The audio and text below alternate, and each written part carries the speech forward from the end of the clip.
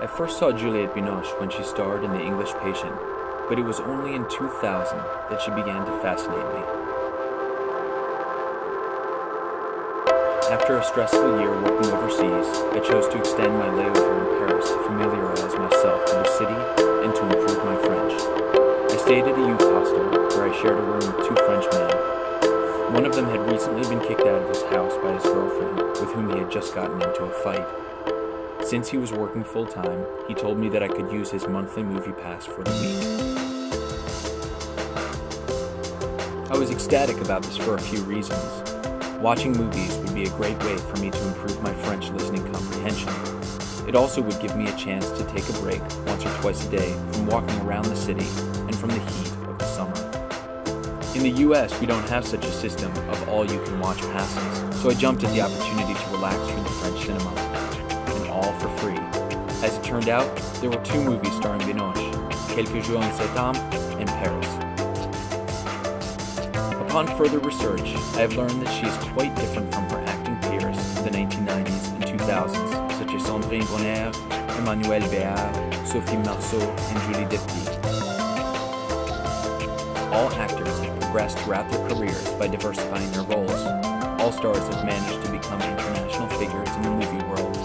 However, it is only Juliette Binoche who has been able to define herself as a star of théâtre cinéma, a concept beginning in the 1950s and considered a central issue of the New Wave cinema.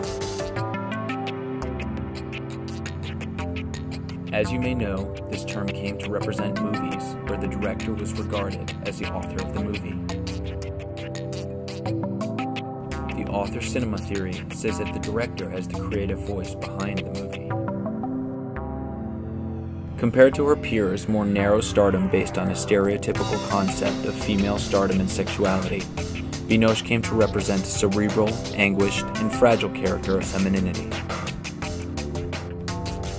Similar to new wave actors such as Jean Moreau, Emmanuel Riva, and Delphine Seyrig, Binoche portrays edgier characters who convey a complex mix of calm and cool exterior, while at the same time a deep emotional turbulence. According to Binoche, the 1985 movie Rendezvous was the beginning of her film career. In this film, she works with Léo Carax, who helps to change her image from that of a simple actor to one of a French icon. Similar to director-actor relationships such as Jean-Luc Godard and Anna Karina, this professional relationship between Carax and Binoche spawned films that established a strong foundation for their careers. In the films Mauvais Sang, 1986, and Amant du Pont Neuf, 1991, her stardom came to represent in part the ideas of tortured love and other concepts of love in the modern world. The darker depiction of love was reminiscent of new wave ideas that strayed from the status quo concepts of traditional romance.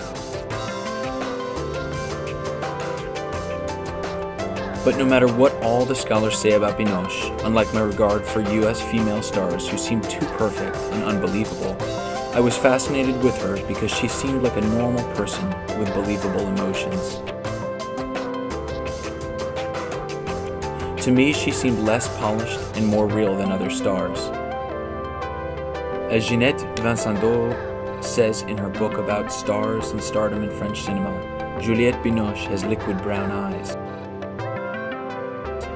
To me, this is a great description of what draws me to watch her movies. They're not only beautiful, but contain in that liquid a real person that makes me wonder how much more she has to give.